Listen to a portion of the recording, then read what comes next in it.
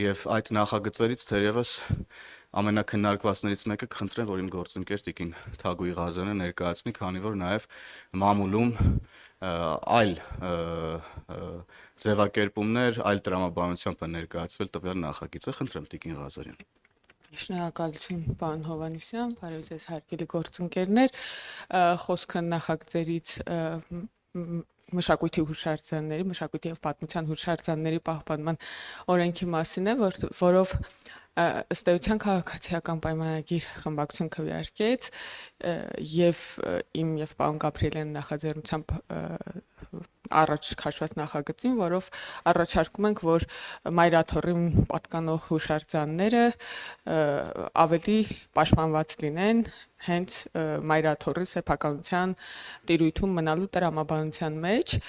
Մենք կարծում ենք, մեր դիրքորոշումն այն է, որ մայրաթորին պատկանող հուշարձանները, եկեղեցիները պետք է մնան մայրաթորի մոտ, պետք է դրանց օտարումը կամ սեփականության փոփոխությունը հնարավորինս բարդացված եւ գուցե նույնիսկ անհնար դառնա, կախված իհարկե այն տրամաբանությունից, որը կարող է տեղի ունենալ, հասկանալի պատճառով այս օրերին վերջին ամիսներին բավականին քաղաքականացված լինելու պատճառով մայրաթորի կողմից որոշ մայրաթորի փաստացի իրավական ներկայացուցիչների կողմից որոշ ազդակներ են ստանում, բայց միայն դա չի պատճառը։ Պատճառն այն է, որ մենք ուսումնասիրեցինք միջազգային փորձը եւ թե ՅՈՒՆԵՍԿՕ-ի կոնվենցիաներով, թե բազմաթիվ երկրների փորձով կրոնական հուշարձաններ եւ կրոնական մշակութային արժեքները առանձնահատուկ պաշտպանության կարիք ունեն պետությունների կողմից եւ մենք կարծում ենք, որ այս ոլորտը բավականաչափ լավ կարգավորված չէ Հայաստանում եւ դա սկսեց ավելի սուր կերպով երևալ, երբ եկեղեցու ներկայացուցիչների կողմից քաղաքական բուռն գործունեությունը սկսվեց։ Մենք կարծում ենք, որ Հայաստանում հուշարձանների պահպանության եւ մշակութային արժեքների պահպանության ոլորտը պետք է բերվի միջազգային ստանդարտների։ Բազմաթիվ քայլեր արդեն նախորդ շրջանում արել ենք, թե այս օրենքի, թե թանգարանների օրենքի, թե մշակութային հիմունքների մասին օրենքների փոփոխություններով, բայց այդ փոփոխությունները օրենսդրական կանգ չեն առնի, կշարունակեն եւ ես կարծում եմ, որ սա հրաշալի առիթ է նաեւ մշակույթի հետ կապված գործիչների, այդ ոլորտում աշխատողների համար արձագանքելու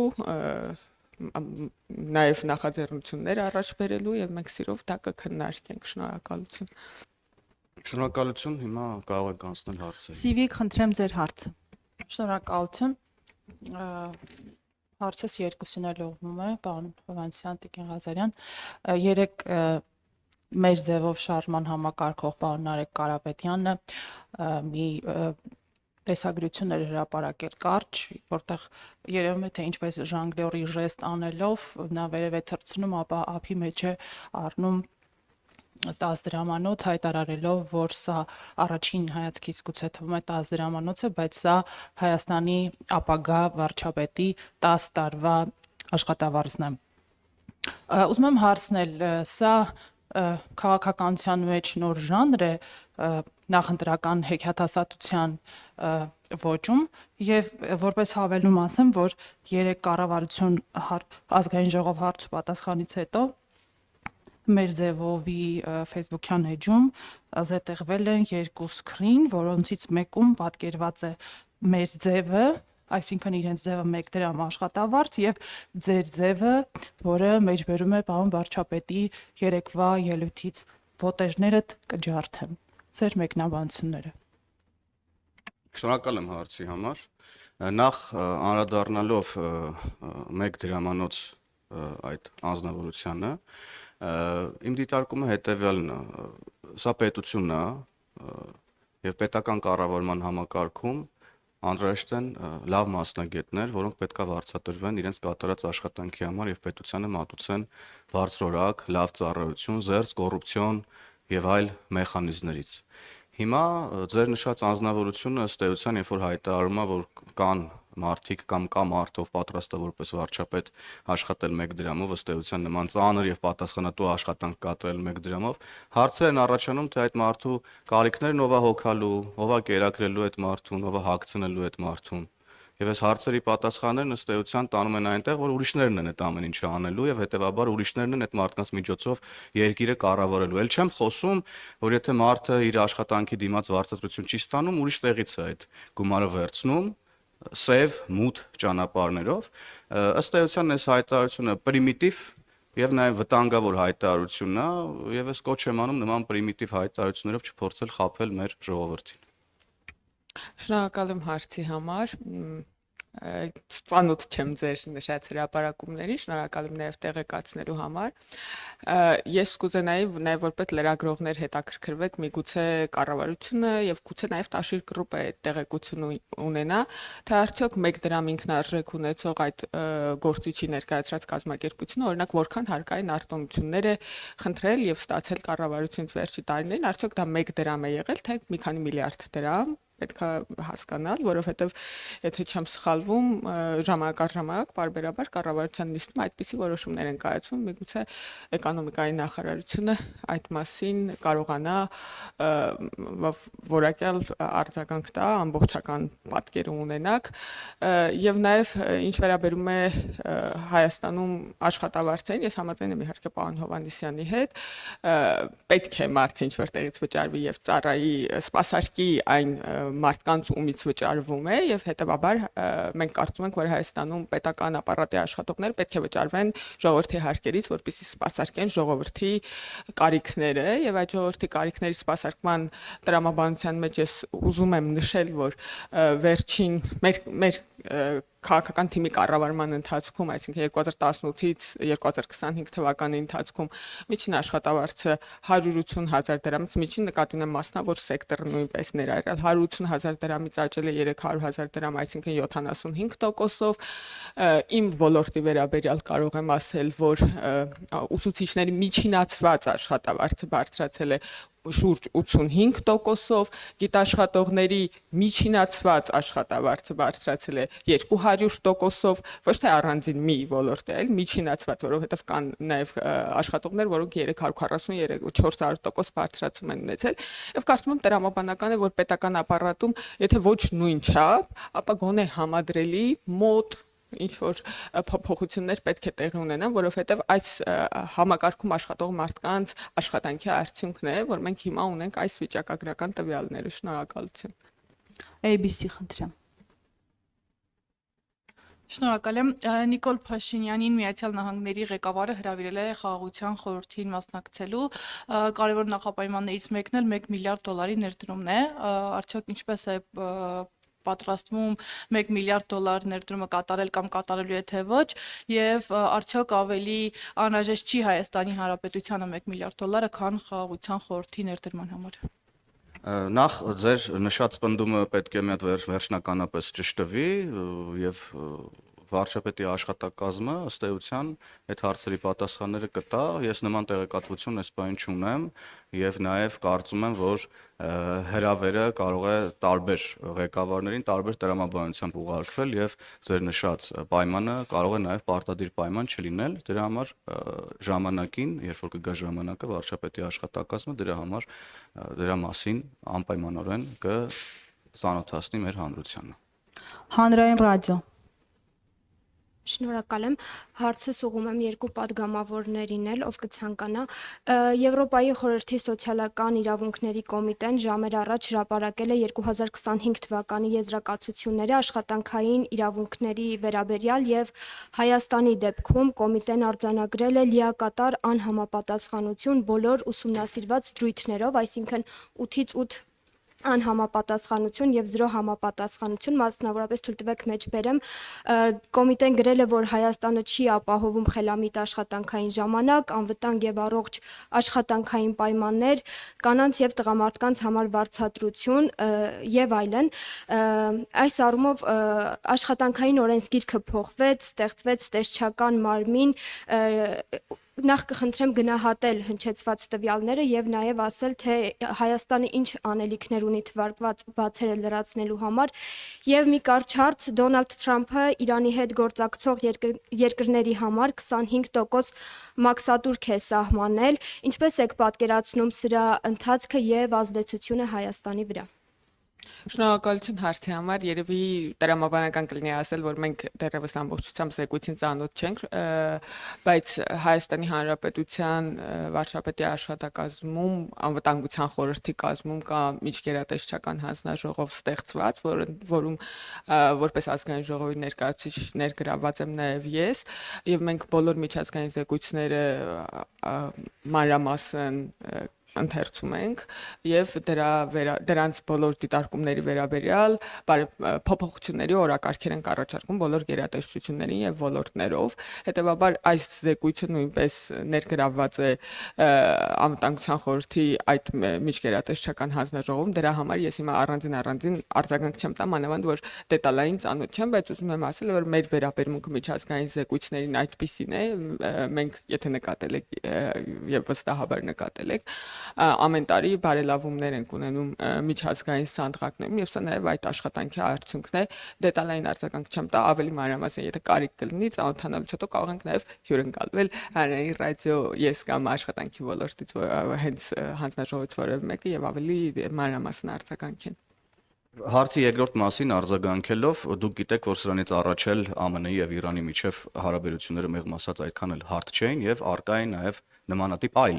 ուրեմն դրվագներ Հայաստանը մինչ այս հնարավորինս բալանսավորված քաղաքականություն է վարում դուք գիտեք թե մենք ինչ ծրագրեր ենք այսօր արդեն իրականացնում Ամերիկայի Միացյալ Նահանգների հետ եւ դուք գիտեք նաեւ ինչպիսի հարաբերություններ ունենք Իրանի հետ մինչ այս պահը մեզ հաջողվել է մեր գործընկերների հետ ուրեմն ունենալ բալանսավորված հարաբերություններ եւ վարել բալանսավորված քաղաքականություն եւ ես հույս ունեմ որ այդ քաղաքականությունը նույն տրամաբանությամբ կշարունակենք իրականացնել մեր երկու գործընկերների հետ 5-րդ տալիք խնդրեմ ձեր հարցը։ Հարցս ուղղում եմ երկուսիդ էլ, եթե տեղեկացված եք պատասխանեք, երեք Նյուզեյմը տեղեկություն հայտնեց, որ Երևանի մաթեմատիկական մեքենաների գիտահետազոտական ինստիտուտը վաճառվել է ռուս գործարար, հայտնի ռուս գործարար Վլադիմիր Եվտուշենկոին, որովհետև Եվտուշենկովին եւ նախորդ օրներ կարծես վարչապետի հետ էր հանդիպում եղել, քանի որ քաղաքացիական պայմանագիրը միշտ նախկին իշխանություններին մեղադրել է, այսպես ասած, ամեն ինչ ռուսներին վաճառելու, այսպես այդ մեղադրանքն է հնչեցրել, ինչ տեղեկություն ունեք այս մասին, քանի որ Նյուզեյմը իր աղբյուրներին է հղում անում եւ այդ ինստիտուտը, ինչպես ասում են, Մերգելյան ինստիտուտը, ինչու է վաճառվել ռուսներին։ Նախ ես Նյուզեյմի աղբյուրների իսկության մասին այս բան որևէ գնահատական տալ չեմ կարող, ինչ վերաբերվում է որևէ գույք վաճառել կամ չվաճառելուն, դա այս process-ները հնարավորինս թափանցիկ են, կառավարության որոշումներով են սրանք տեղի ունենում, ինչ վերաբերվում է ձեր հարցի այն հատվածին, որ մենք միշտ ասել ենք, որ ամեն ինչ վաճառում է ռուսներին, մենք նման ձևակերպում չենք արել, մենք արել ենք ձևակերպումներ առայն, որ Հայաստանի Հանրապետության կարևորագույն նշանակության օբյեկտները վաճառվել են ջրի գնով ոչ մի բանի դիմաց։ Մյուս կողմում կարող են լինեն ռուսները, այլ երկրի ներկայացուցիչներ եւ այլն եւ այդպես շարունակ։ Խնդիրը հիմնականում այն չի, թե ումա դրանք վաճառվել, խնդիրն այն է եղել, որ օրինակ Ռոբերտ Քոչյանի օրոք գույք պարքի դիմաց տրվել են Հայաստանի Հանրապետության կարևորագույն նշանակության օբյեկտներ։ Մենք սրա մասին ենք խոսել։ Իսկ ձեր հարցադրումը լրացուցիչ ճշտումների կարիք ունի, բաց աղբյուրներում ես վստահ եմ, որ դուք կարող եք ձեզ համար ավելի վստահելի եւ պաշտոնական աղբյուրներ գտնել, քան Նյուզեյմի աղբյուրներն են, եւ այսքանը Հայաստանի Հանրապետությունում ցանկացած գույք, եթե տրվում է վարձով կամ վաճառվում է կամ ներդրումային ծրագիր է իրականացնում, այս ամեն ինչը տեղի ունենում բաց, թափանցիկ կառավարության որոշումներով, դուք էլ տեսել եք, որ 2018 թվականի ոչ բռնի թավշյա ժողովրդական հեղափոխությունից հետո կառավարության նիստերը ուղիղ եթերով հեռարձակվում են, թափանցիկ են, բաց են եւ այդտեղ չեմ կարծում, որովհետեւ փակ եւ ծածուկ հարց է մնում, շնորհակալ։ Խնդրեմ ներկայացեք ձեր հարցը։ Factor TV Արփի Հակոբյան հունվարի 19-ին հայտարարվեց, որ վարչապետ Նիկոլ Փաշինյանը չի մասնակցի Դավոսի տնտեսական ֆորումին, բայց երեք երեկոյան պարզ դարձավ, որ նա մեկնել է Դավոս համաշխարհային տնտեսական ֆորումի շրջանակում ԱՄՆ նախագահ Դոնալդ Թրամփի հրավերով որպես հիմնադիր անդամ մասնակցելու Խաղաղության խորհրդի կանոնադրության ստորագրման հանդիսավոր արարողությանը։ Հայաստանի համար այս հրավերը անակնկալ էր կամ արդյոք Դավոսի համաժողովին մասնակցությունը կարևոր էր միայն կանոնադրությունը ստորագրելու իմաստով։ Տեղեկություն ունեք, թե ինչով է պայմանավորված այս փոփոխությունը եւ Եվ եւս մեկ հարց էլ, արդյոք առողջապահության հանձնաժողովի նախագահ Ռիփսիմե Հունանյանը վարչության հորդորով է որոշել, որ թողնում է պաշտոնը եւ չմասնակցել ընտրություններին 26-ի խորհրդարանական։ Շնորհակալ եմ։ Դավոսի հետ կապված մեզ համար սա կարևոր միջոցառում է, բազմիցս մասնակցել ենք եւ ելի ենք մասնակցելու, վարչապետի օրակարգով է պայմանավորված, թե նա ինչ միջոցառումների կմասնակցի կամ չի մասնակցի, հաշվի առնելով այդ օրակարգում տեղ գտած այլ միջոցառումներ եւ դրանց կարևորությունը։ Ինչ վերաբերվում է Տիկին Հունանյանի վերաբերյալ հարցին, Տիկին Հունանյանը որոշում է կայացրել եւ մենք հարգում ենք իր որոշումը եւ խնդրում ենք ձեզ էլ բոլորին էլ հարգել Տիկին Հունանյանի այդ որոշումը։ Եթե կարճ լրացում է, կարճելի։ Մի հարց էլ ազատության գործընկերներից են խնդրել տալ, եթե դեմ չեք ուղիղ մեջ բերեմ իրենց հարցը։ Տիկին Ղազարյան, ձեզ են հարցնում, ինչ որ կասկած ունեք, որ մայրաթորը եկեղեցիներն այլ անձանց է հանձնելու, որ նման օրենք եք գրել, օրինակներ բերեք ձեր կասկածը հիմնավորող մեջբերման ավարտը։ Շնորհակալ եմ հարցի համար, մենք այդ հարցը շատ մանրամասն քննարկենք ազգային ժողովի ակումբի նիստում, հույս ունեի, որ հետևած կլինեք, բայց մի քանի պատմությամբ է հիմնավորվում այս թեման։ Նախ եկեք արձանագրենք, որ հուշարձանների պահպանությունը պետք է ամրագրվի անկախ նրանից, թե կան այդ պահին կասկածներ, թե ոչ։ Երկրորդ, մենք գիտենք, մամուլում կան հրապարակումներ, ես հիմա եկեղեցու փաստացի իրավական ներկայացուցիչի ընտանիքի անդամներին չթիրախավորելու համար անունները եւ հասցեները չեմ տա, բայց կան հրապարակումներ, որ Կտրուչ Ներսիսյանը իր թորներին օրինակ եկեղեցու գույքից բնակարանը չհերկված, ընդ որում կարա հերքի եւ այն մարդիկ, ովքեր դա հրապարակել են, միգուցե հրապարակային խոսեն այդ մասին եւ նաեւ հոգեվոր խորհրդի ներկայացուցիչներ են այդ մասին պատմել, որ եկեղեցու գույքից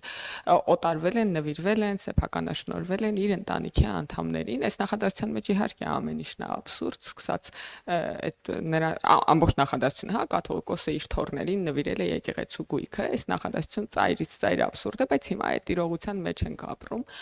Ինչ վերաբերում է մշակութային արժեքների նկատմամբ վերաբերմունքին, հենց ազատության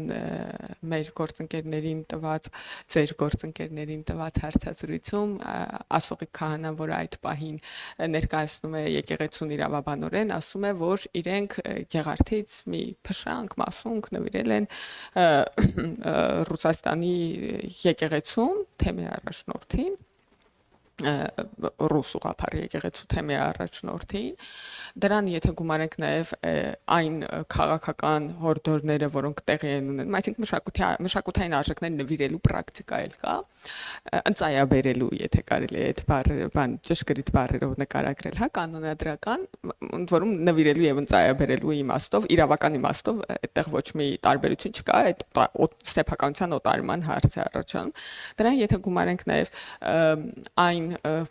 խոսույթը վերջին 8 ամիսների, որ գեներացվում է իր քաղաքական այս բան կաթողիկոսի պաշտոն զբաղեցնող մարդու քաղաքական համախոհների շրջանակում, այսինքն տեղափոխել մայրաթորի նստավայրը եւ Ռուսաստանից կառավարել, որևէ կերպ չի կարող բացառվել, ընդ որում չի միջամտել, հա, եկեղեցին խորհուրդը, հոգևոր խորհուրդը ասի դադարեցրեք, Հայաստանն է այն վայրը, կենտրոնը հոգևոր, որտեղից մենք պետք է շարունակենք հոգևոր գործունեություն ծավալել, այսինքն այլ ավելի թեժացրել է այդ խոսակցությունները, ոչ որևէ կերպ չի բացառվում, որ օրինակ մեկ այլ հոգևոր թեմի ներկայացուցիչի ծննդյան կապակցությամբ կարող են օտարվել եկեղեցու գույքերը, ընդ որում ես չեմ ասում, որ ինքը կվաճառի օրինակ Տաշիր գրուպին մայրաթորը։ Սա բնականաբար աբսուրդ է։ Ես ասում եմ, որ հնարավոր է այս ամբողջ խոսակցությունների, հա, քաղաքական հակամարտության, քանի որ եկեղեցին ներգրավել է քաղաքականության մեջ եւ տրամաբանական բաներ է, քաղաքական իմաստով տրամաբանական բաներ է անում, որը վնասում է եկեղեցուն։ Ինքը կարող է օրինակ տեղափոխվել նոր Նախիջևանի թեմ եւ օրինակ նոր Նախիջևանի թեմի վրա գույքը գրանցել, ինչը հիմնավորվում է նաեւ նրանով, որ այս նախագծի քննարկումից հետո բազմաթիվ քահանաներ միջնորդավորված եւ ուղիղ հրապարակային եւ ոչ հրապարակային կապվել են ինձ հետ եւ առաջարկել են մյուս գույքերն էլ ներառել այդտեղ եւ ասել են, որ իրանք նույնպես այդ խոսակցությունները լսել են եւ այլն եւ այսպես շարունակ։ Սա այն մասով արդյոք ինչպես է հիմնավորվում, բայց նույնիսկ եթե որևէ հիմնավորում չլինի, պետության պոզիտիվ պարտավորությունն է, ընդ որում բազմաթիվ միջազգային կոնվենցիաներով պաշտպանել իր տարածքում գտնվող կրոնական հուշարձանները, կան երկրներ եւ առաջադեմ երկրներ, ժողովրդավար երկրներ, աշխարհի երկրների մեծամասնությունը, ովքեր որևէ կերպ ուրիշ որևէ կազմակերպության սեփականության իրավունք չեն տալիս։ Ասենք օրինակ Հունաստանում եկեղեցիները բացի պետությունից սեփականության իրավունքով որևէ մեկին պատկանելու իրավունք չունեն։ Եվ այդպես երկրները շատ են։ Հետևաբար դա առաջադեմ միջազգային պրակտիկա է, որը մենք կարծում ենք Հայաստանն է պետքա որդեգրի։ Իհարկե հիմա ընդհանրակարգային իրավական խոչընդոտներ կան, բայց դա ավելի տրամաբանական է, որովհետև այդ եկեղեցիները պատկանում են հայ ժողովրդին, դա հայ ժողովրդի մշակութային ժառանգությունն է։ Շնորհակալություն, մեր ժամանակը սպառվեց։